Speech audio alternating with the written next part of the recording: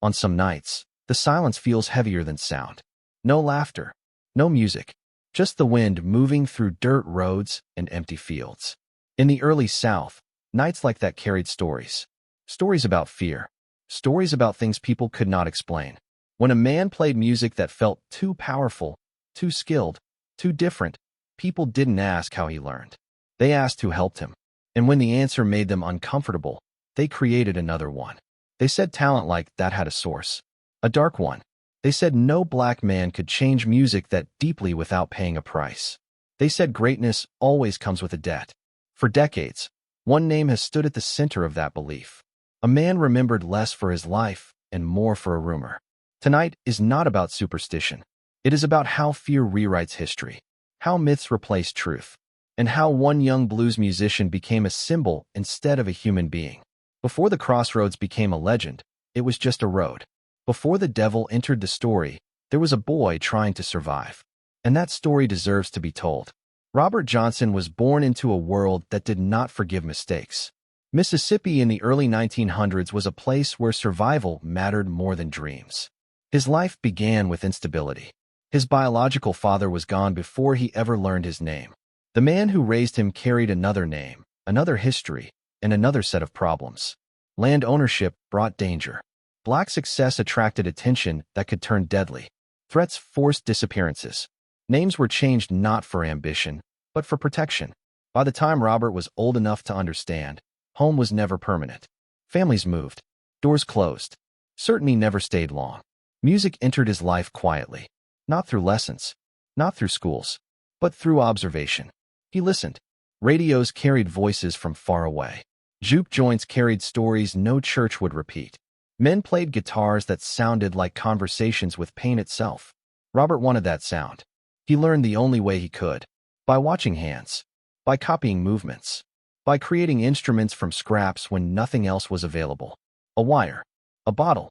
A wall. That was enough. But in his world, blues music carried a stigma. It was blamed for pulling men away from work. Away from family. Away from faith. To many, it represented temptation. And temptation was always linked to something darker. His stepfather did not approve.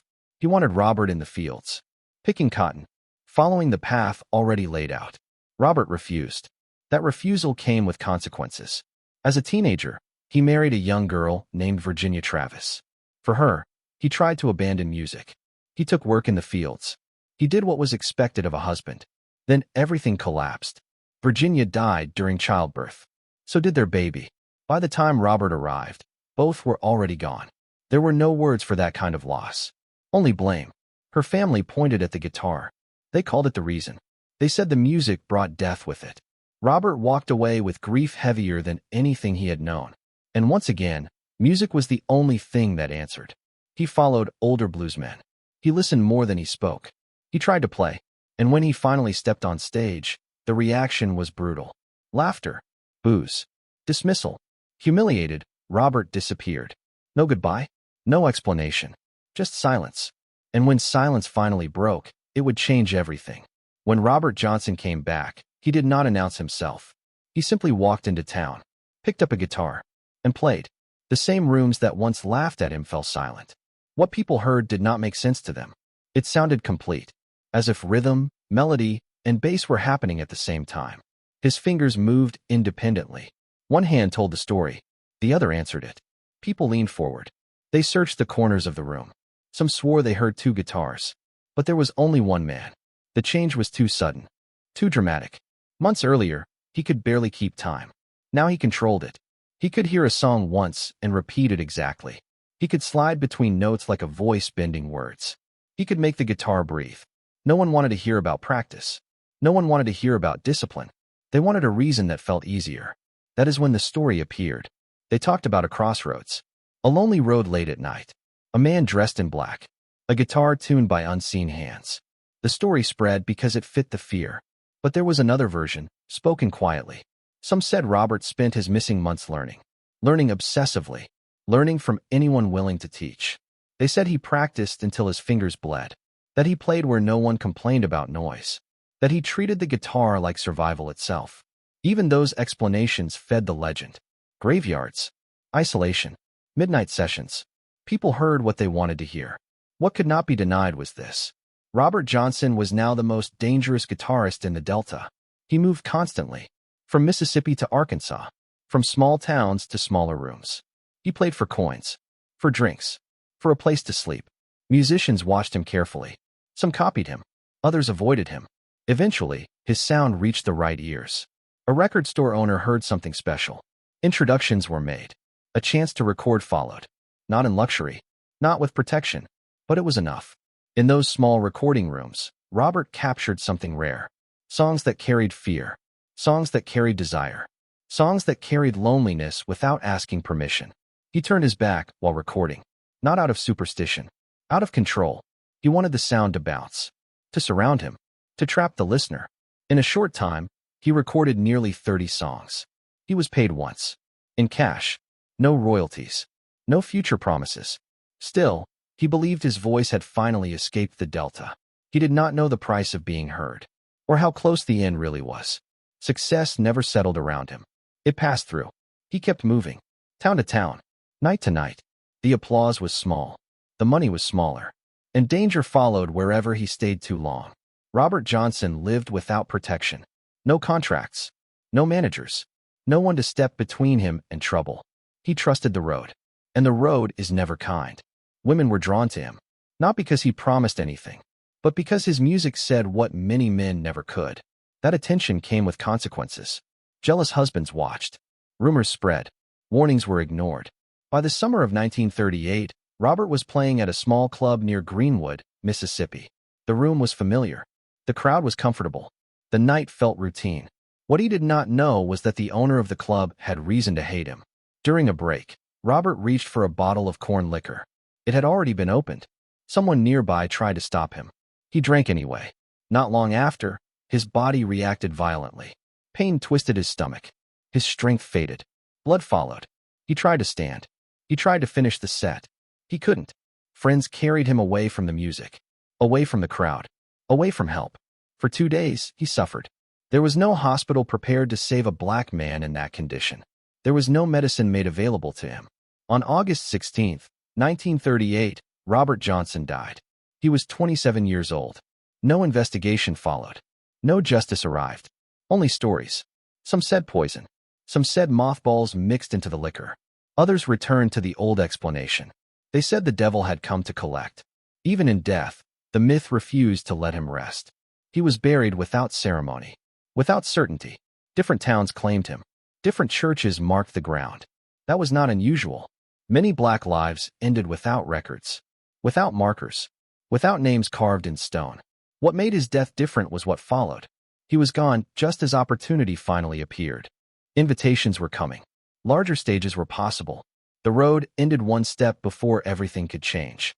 And once again, the legend was louder than the loss. While he was alive, Robert Johnson was barely noticed outside the places he played. His music stayed trapped in small rooms. His name traveled slowly. Then years passed. America changed.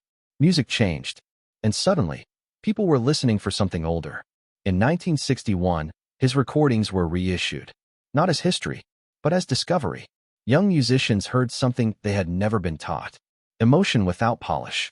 Technique without rules. Stories told without apology. His influence spread quietly at first. From record players to rehearsal rooms. From America to Europe. White musicians spoke his name with reverence. They studied his songs. They borrowed his style. They called him a master. And once again, the myth followed. Media leaned into the story of the Crossroads. The deal. The darkness. It was easier than explaining poverty. Easier than explaining racism. Easier than explaining why a black man could be forgotten while alive and celebrated in death. America turned Robert Johnson into a mystery instead of a man. Institutions eventually followed. Lists were written. Awards were given. Halls of fame opened their doors. Recognition arrived decades too late. Across the world, his name became a foundation of modern music. Blues musicians honored him. Rock musicians credited him. Historians debated him. But the conversation often missed the point. The question was never whether he made a deal. The real question was why America needed that story to feel comfortable with his greatness. Robert Johnson became a mirror. a reflection of how talent is treated when it comes from the margins. His music survived because it told the truth, even when the story around it did not. Robert Johnson did not leave behind wealth. He did not leave behind property. He did not even leave behind certainty about where he rests. What he left was sound, a voice captured in fragile recordings, a guitar that spoke fear, longing, pride, and survival. Music that carried the weight of a life lived without protection. For years, people argued about how he became so good. They argued about crossroads instead of cotton fields, about demons instead of discipline, about deals instead of desperation. But the truth is quieter than the myth. He lived in a time when black talent was consumed, not protected. A time when ownership was rare and credit was delayed. A time when a man could change the course of music and still die without a doctor willing to help him. Robert Johnson did not disappear because of superstition. He disappeared because the world he lived in made disappearing easy. And yet, his music refused to vanish. Long after his death, it found new listeners. It crossed oceans he never saw. It reached stages he never stood on. His influence lives in every bend of a blues note, in every guitar solo that tells a story instead of showing off, in every artist who plays as if their life depends on it. The legend of the Crossroads still follows him. But maybe that says more about us than it does about him. Because believing in a deal with the devil is easier than accepting this. That a young black man from Mississippi reshaped American music with nothing but skill, pain, and persistence. He was 27 when his life ended. But his work never stopped traveling. If you listen closely, you will hear it. Not a bargain. Not a curse. Just a man playing the truth the only way he knew how. If this story changed how you hear his music, take a moment to listen again. And if it made you think about how legends are created, share your thoughts below. Every voice matters.